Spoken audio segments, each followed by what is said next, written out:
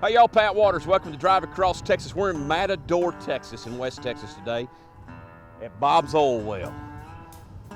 Bob Robertson was a Greenville, Texas native, and after World War I, he moved to Matador in the 20s.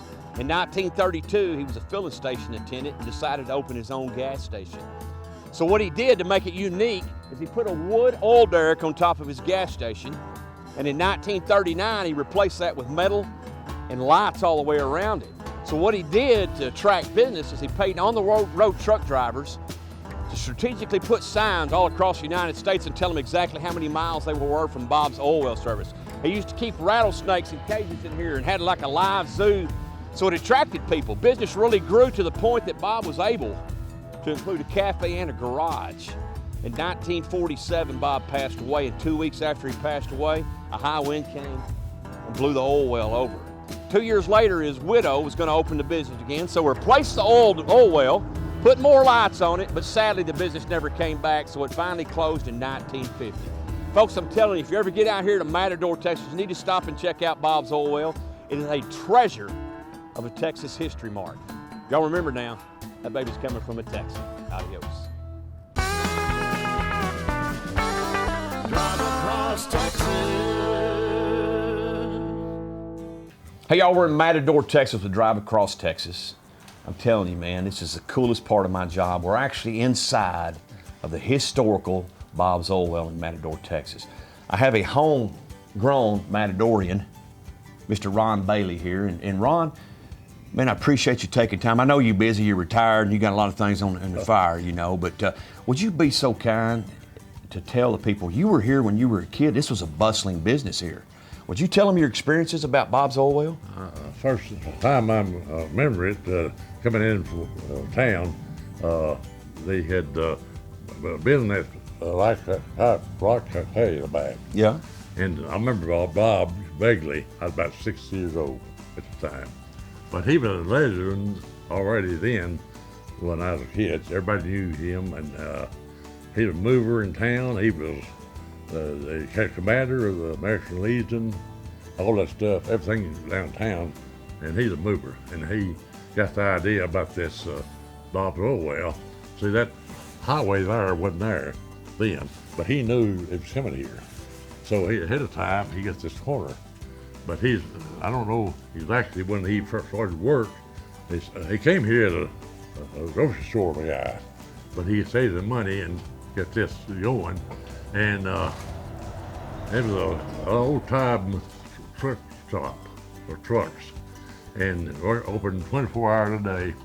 And people would stop and eat here at the little Bob's Cook House, they call this thing here. He had a grocery store, a garage, all this stuff. It's always open. And as a kid, you know, you get a hamburger, 35 cents, and a Coke for a nickel. And they were good. In the bottle, they were really good. But old Bob, he committed suicide. He was, I think it was divorce or something anyway. Now you told me a story off air a while ago that you'd come out here one night back in your younger days and you was drinking a little bit and carousing, you had a date here. Tell the people about that story, that's pretty interesting. Well, it was homecoming, and the date was a girl a year older than me. I thought I'd doing good, boy. And she had a high school, I was a senior. and we was messing around, you know, up here. It's almost 3 o'clock when we got here. It's open all the time. Well, I stepped in the cafe to eat a hamburger or something. Well, her dad was in there. Oh, Lord. And I just left shrunk. But he had some money on the ball game, and he had won it. And he was happy to lark. So I got out of that deal. I got a mason and married Sue Potts. She's a historian, and she's got this going. Her. And she worked. This is a several year deal. She's got the marker, got it painted. It needs to be dedicated in '05. It's outside. You can see it now. It needs painting again. Outside, you know. But after 14 years, it needs to be. Yeah, absolutely. Yeah, and so, but she's a rising force primarily. Now, since 2006, I understand. I mean, you moved back. You spent most of your, after you were born here, and then you moved to Eastland and went to work, and then when you retired, you came back to your hometown. Right. Since about 2006, you've been taking care of this property. Yeah, I've been mowing and painting and stuff like that. And It's because it means a lot to you because it's your hometown. You know, it's very sentimental, and you got to see it when you were my growing up. mother and grandmother and granddad worked here for a while, and so that means something. That's great. Now we got time for one more story. You was telling me off air. You said you rolled in here one night about 12:30, and there's a couple brothers sitting at the cafe, sitting up and leaning up against the bar, and a cowboy come in. And so tell it what happened on that deal. Well, there'd been a rodeo downtown, Orange Springs, and dance and all that, and everybody followed up pretty good, you know. And the brothers were sitting in there, and what's over there back, and the cowboys, the four of them, and one of the boys said, "In walked Hoot Gibson." And boy, who said that? What shot was on? They walked out the door here. I didn't see this, but I heard of it. I didn't several times. And those brothers, well, poor cowboys. You didn't want to mess with them brothers, did you? No, I know well. Yeah. One of them still alive. Wow, that's great. Ron, I tell you what, thank you so much for taking time out and really getting it. I mean, this has been a treat, really has. you. It's the Thank stuff you. that we love to do on Drive Across Texas. Real history about these small Texas towns. And, hopefully if we can continue to tell these stories and we can get the youth involved in them and keep some of these places alive. Right, that's right. But anyway, folks, I'm telling you what, Mr. Ron Bailey, Pat Waters, and that's coming from a couple of Texans. Adios. Drive across Texas.